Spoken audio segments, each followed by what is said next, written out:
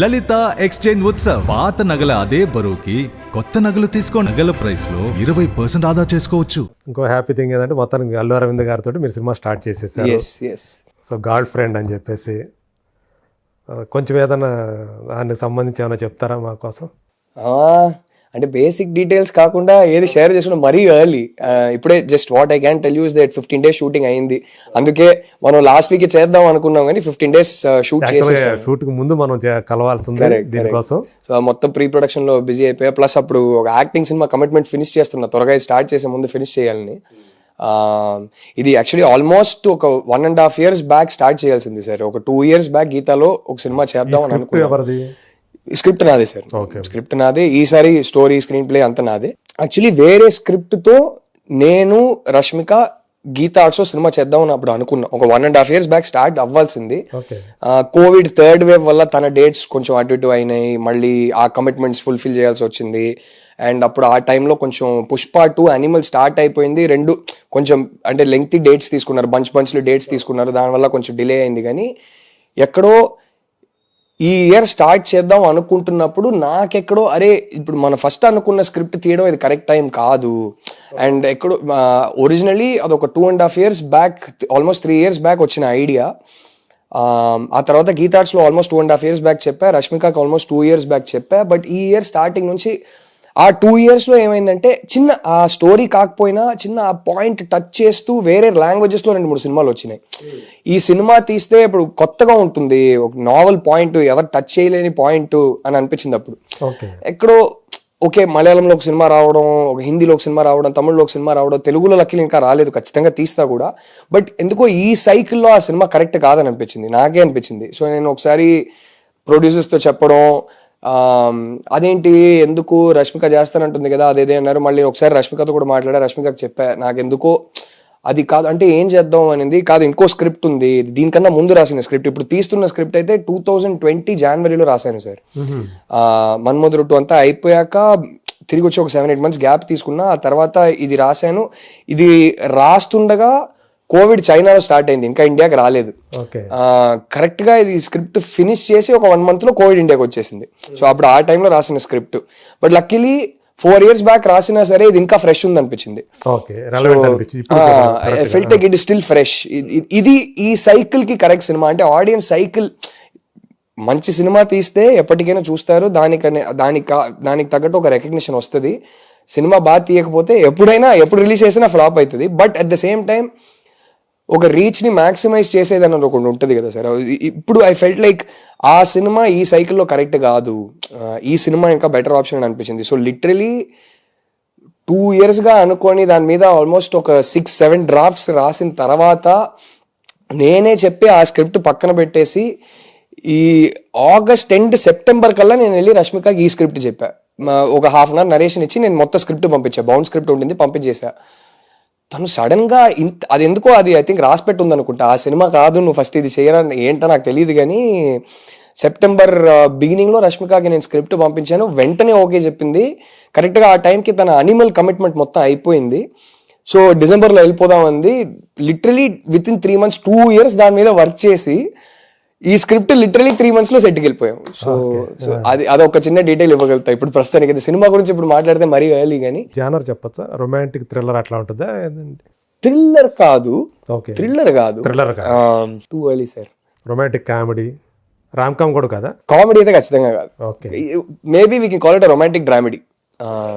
Comedy అయితే అసలు expect చేయలేదు. It is an emotionally intense film. Boyfriend గా దీక్షిత్ ని సెట్ ని తీసుకురావటం, ఫస్ట్ ఆఫ్ ఆల్ అంటే ఇన్ఫాక్ట్ ఇన్ సమ్ వేస్ వాడి క్యారెక్టర్ చాలా చాలా well written character, Dikshith character. But ఎక్కడో అమ్మాయి ప్రొటాగనిస్ట్ సినిమాకి, టైటిల్ అదే కదా, the girl friend title. So అలా ఉన్నప్పుడు ఆబ్వియస్లీ మనం పెద్ద మేల్ స్టార్స్ దగ్గర వెళ్తే ఎంతమంది చేస్తారా ఏంటో తెలీదు. గర్ల్ ఫ్రెండ్ అని ఒక సినిమా టైటిల్ పెట్టి మనం తీస్తున్నాం అని తెలుసు. So we felt like we'll go for a promising guy or somebody who's done a few films. ఇప్పుడు దీక్షిత్ కన్నడలో ఆల్రెడీ దియా అనే సినిమా హిట్ కొట్టాడు. కన్నడలో మంచిగా ఐ థింక్ ఒక 3-4-5 films చేసేసాడు ఆల్రెడీ. బట్ తెలుగు వాళ్ళకి కొత్త అబ్బాయి, ఫ్రెష్ గా ఉంటుంది. అంటే కొత్త అబ్బాయి అంటే ఫస్ట్ సినిమా కాదు, దసరా చేశాడు, బట్ రిలేటివ్లీ ఫ్రెష్ గా హీరో ఉంటుంది. ఫ్రెండ్ గా అది తనే చేశాడు కదా, సెకండ్ తనే కదా. కరెక్ట్, సెకండ్ హీరో తనే కదా. సో ఎక్కడో ఆ స్పేస్ లో ఒక అబ్బాయిని తీసుకొద్దాం అని అనిపించింది. నేను దసరా కూడా కాదు, దసరాది ఒక ఇంటర్వ్యూ చూస్తుంటే అప్పుడు రకరకాల డిస్కషన్స్ జరుగుతున్నాయి. తమిళ్లో ఒక 2 అబ్బాయిలు అనుకున్నాం, మలయాళంలో ఒక 2 అబ్బాయిలు అనుకున్నాం, కన్నడలో 2 అబ్బాయిలు అనుకున్నాం, ఎవరి దగ్గర వెళ్దాం అదేదైనా డిస్కషన్స్ జరుగుతున్నాయి. ఆ టైంలో దసరా సినిమా చూసా, దసరా ఇంటర్వ్యూ ఒకటి చూసా. సుమా గారు నాని, కీర్తి సురేష్, దీక్షిత్ని ఇంటర్వ్యూ చేస్తున్నారు. ఆ ఇంటర్వ్యూలో ఆ అబ్బాయి చూసి, అరే ఎందుకో వీడు, అబ్బాయి కళ్ళు చూసి, నేను ఎప్పుడు కళ్ళు చూస్తా సార్, కళ్ళు చూస్తే నాకు ఈ క్యారెక్టర్ సెట్ అవుతుందా కాదా అని అనిపిస్తుంది. ఎందుకంటే లుక్, డ్రెస్సింగ్, వాకింగ్, టాకింగ్ అంతా మార్చేయచ్చు, కళ్ళు మార్చలేం. కొన్ని క్యారెక్టర్స్ కి కొన్ని రకాల కన్ను ఉంటేనే సెట్ అవుతుంది అది. సో నేను అదే చూస్తా మెయిన్. సో నాకు ఎందుకో ఆ అబ్బాయి కళ్ళు చూసి, అరే ఒక షార్ప్నెస్ ఉంది కళ్ళల్లో, ఈ అబ్బాయి సెట్ అవుతాడు ఈ క్యారెక్టర్ అని అనిపించింది. సో అలా ప్రొడ్యూసర్స్ తో మాట్లాడాము. Then we went and spoke to him, then he said yes. So girlfriend యొక్క బాయ్ ఫ్రెండ్ గా దీక్షిత్ అలా వచ్చాడు అనమాట. ఈ 15 days షూటింగ్ అయ్యింది, 15 days అయ్యింది. బట్ ఆబ్వియస్లీ నేనైతే ఎక్సైటెడ్ గానే ఉంటా సార్, నా సినిమా కాబట్టి. బట్ రష్మిక, దీక్షిత్ ఇద్దరు they are doing a really good job. అంతకన్నా ఇప్పుడు చెప్పకూడదు, too early. I'm loving their performance in the film. అంతకన్నా ఇప్పుడు ఎక్కువ చెప్పాలి. రష్మిక గురించి అంటే క్యారెక్టర్ గురించి చెప్పొద్దు, రష్మికతో పనిచేయటం ఎలా అనిపించింది ఈ 15 రోజుల్లో? స్వీటెస్ట్ సార్ అమ్మాయి, స్వీటెస్ట్ సార్ అమ్మాయి, నిజంగా చెప్తున్నా. ఇన్ఫ్యాక్ట్ చెప్పాలంటే 2 years ముందు స్టార్ట్ అవ్వాల్సిన cinema, and it was very difficult time in my life. అరే ఎందుకు డిలే అవుతుందో కూడా అర్థం కాకుండా సినిమా డిలే అవుతుంది. ఏంట్రా వెళ్ళిపోదామా, ఇదేంటి మరి తెలియట్లేదు. అంటే ఏంటి ఇప్పుడు నిజంగానే రష్మికకి ఏమైనా హెసిటేషన్ ఉందా, ఇంట్రెస్ట్ లేదా, ఎందుకు డిలే అవుతుంది, ఏం అర్థం కాలేదు. బట్ అమ్మాయిని నేను కలిసేటప్పుడల్లా, మాట్లాడేటప్పుడు చేస్తున్నాం అంటది. Finally, ఈ cinema when we started interacting properly, when we started working together, she's such a sweet girl, sir. She is so, ఇది ఇండస్ట్రీలో ఎవరైనా మీకు చెప్తారు, very very hard working girl, very good work ethic, పక్కా thorough professional.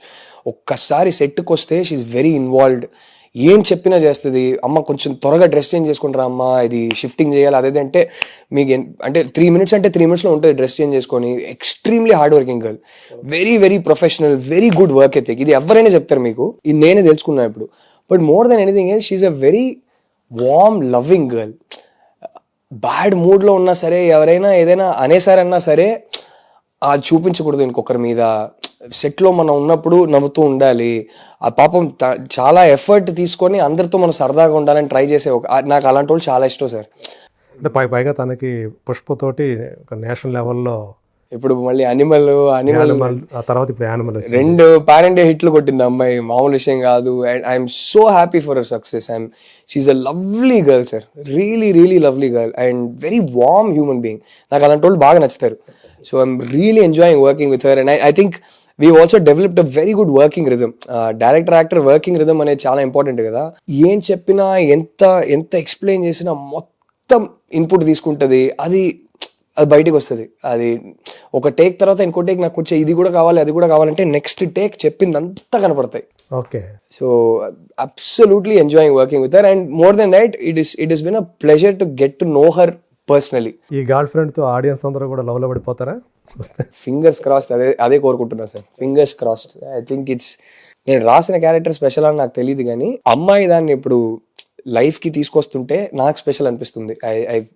I really hope it makes people fall in love with Rashmika all over again, and she deserves all that love as a human being. So అదే కావాలని మనస్ఫూర్తిగా కోరుకుంటాను నేను. Thank you sir, thank you so much. పక్క direction okay చేస్తున్నారు, artist గా ఏం చేస్తారు? అదే సార్, ఆల్మోస్ట్ జగ్రాలో చేస్తున్నారు. అవును, ఆలియా భట్ తోటి 2 years గా యాక్చువల్లీ. సరే సినిమా స్టార్ట్ అవుతుందని చెప్పి ఏమి ఒప్పుకోలేదు sir. Almost 2 years, 1.5 years cinema అంటే క్లారిటీ లేక ఒప్పుకోలేదు. తర్వాత ఓకేలే ఇప్పుడు డిలే అవుతుంది సినిమా, వెంటనే అయితే స్టార్ట్ కాదు అని తెలిసాక కొన్ని సినిమాలు ఒప్పుకున్నా అప్పుడు. సో దాంట్లో ఒకటి జిగ్రా, మీరు చెప్పినట్టు వాసన్ బాలా డైరెక్షన్ లో Alia Bhatt is playing the lead role, I'm playing a supporting role in that, Karan Johar production లో. ఇంకోటి ఓజీలో చేస్తున్నాను. I really like the role. It's very interesting role. First time ఆయనతోటి ఏది కళ్యాణ్ గారితో ఫస్ట్ టైం. అండ్ నా friend director, so Jeetu director, so it's lovely to see him at work. And Sujith మీరు ఎక్కడ ఏమైనా కలిసి పని చేశారా లేకపోతే ఎలా ఫ్రెండ్? బేసిక్లీ వెన్నెల కిషోర్ త్రూ నేను సుజిత్ ఫ్రెండ్స్ అయ్యాం సార్. వెన్నెల కిషోర్ ఏమో రణరాజా రన్ నుంచి సుజిత్ ఫ్రెండ్, నాకేమో అలా నుంచి ఆయన నా friend. So common friend tennis ఆడుకుందాం అని చెప్పి ఒక గ్యాంగ్ ఫామ్ అయింది. అక్కడ నుంచి అది గ్యాంగ్ టెన్నిసే కాదు, ప్రాపర్ ఫ్రెండ్షిప్ అయిపోయింది. So it's I'm so proud of him. అంటే ఆ ఏజ్ లో and I think he's one of the best visual directors we have. అదే మొన్న ఈ మధ్య శ్రీయారెడ్డి మాట్లాడిందంటూ చూశాను. రైట్, ఒక మామూలు ప్రపంచాన్ని సృష్టించట్లేదు సుజిత్. రైట్. నేను అలాంటిది ఏమైనా చెప్తే నన్ను తిడతాడు, అన్నా మీరు అదేం చెప్పొద్దు, బిల్డప్ వద్దంటాడు. కానీ ఐ జెన్యున్లీ నాకు ఇప్పటికీ Saaho in terms of the visual flavour of the film sir, కొందరికి నచ్చవచ్చు, కొందరికి నచ్చకపోవచ్చు, అదంతా పక్కన పెట్టండి. I think what he achieved visually and what Saaho start చేసేటప్పుడు 28 or 29 సార్, ఆ ప్రెషర్ ఫస్ట్ ఆఫ్ ఆల్ వాడు ఎలా తట్టుకున్నాడో ఆ ఏజ్లో నాకు తెలియదు. నా మీద అంత ప్రెషర్ పెట్టుంటే ఛాన్సే లేదు. బాహుబలి తర్వాత ఆ హీరోని తీసుకొచ్చి మీ చేతిలో పెడుతున్నాం అంటే నా వల్ల కాదండి అని చెప్పి నేను పారిపోతా. ఫస్ట్ ఆఫ్ ఆల్ ఆ ఏజ్లో ఆ ప్రెషర్ ఎలా తట్టుకున్నానో నాకు తెలియదు. ఇప్పటికీ in terms of visuals I think ఒక urban slick thriller, action thriller అంటే I feel Saaho still benchmark. ఆ గ్లింప్స్ చూసినప్పుడే అస్సలు and his visual imagination is amazing sir. అంటే ఎంత చెప్పినా సరిపోదు. అండ్ ఆ ఏజ్లో విజువల్ ఇమాజినేషన్ ఉండడమే కాదు, దాన్ని వాడు అచీవ్ చేసే విధానం ఉంది కదా, amazing. So it is lovely to work with him on the set and see his process. And వాడు ఎలా చేస్తున్నాడు, వాడు షార్ట్ డివిజన్ ఎలా చేస్తున్నాడు, వాడు ఒక సీన్ అంటే దాన్ని ఎలా స్టేజింగ్ చేస్తున్నాడు అనేది I'm really enjoying working with him. Sriram Aditya direction లో సారీ సార్ ఏదో అదే ఇప్పుడు తను ఏదైతే ఓజీ ఏదైతే ఒక వరల్డ్ని సృష్టిస్తున్నాడో దాంట్లో మీరు కూడా ఆ వరల్డ్ లో పార్ట్ గానే ఉంటారా? ఏం చెప్పను సార్, టూ ఎర్లీ అండ్ పెద్దోళ్ళ సినిమా అంటే మీ క్యారెక్టర్ పెద్ద స్టార్ సినిమా, నేను ఏం చెప్పినా తప్పైపోద్ది. సో అంతకన్నా ఏం నన్ను అడగండి ఇప్పుడు, అండ్ టైం ఉంది కదా. సో పవన్ కళ్యాణ్ గురించి చెప్పండి.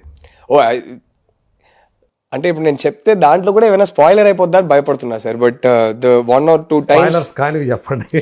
అదే పదాలు తెలియని పెదవులకు అమృత వాక్యం అమ్మ. సంతానలేమి సమస్యతో బాధపడుతున్న ప్రతి స్త్రీమూర్తి బాధను మేము అర్థం చేసుకోగలం. ఫెటినైన్ వరల్డ్ బెస్ట్ ఎంబ్రియాలజీ ల్యాబ్ మరియు జిల్ట్రిక్స్ అలారం సిస్టాన్ని మొట్టమొదటిసారిగా ఏపీ మరియు తెలంగాణలో ఈ నెల 9న ప్రముఖ సినీ నటి స్నేహ, స్పెయిన్ దేశానికి చెందిన international senior embryologist Javier Herrera గారు ప్రారంభించారు. ఈ శుభతరుణంలో రక్త పరీక్షలు, AMH test, RBS, సెమిన్ analysis, ultrasound scan, follicle scan ఈ నెల 31 వరకు ఉచితంగా అందిస్తుంది. 49 49 అంటే సంతానం, 49 అంటే సంతోషం.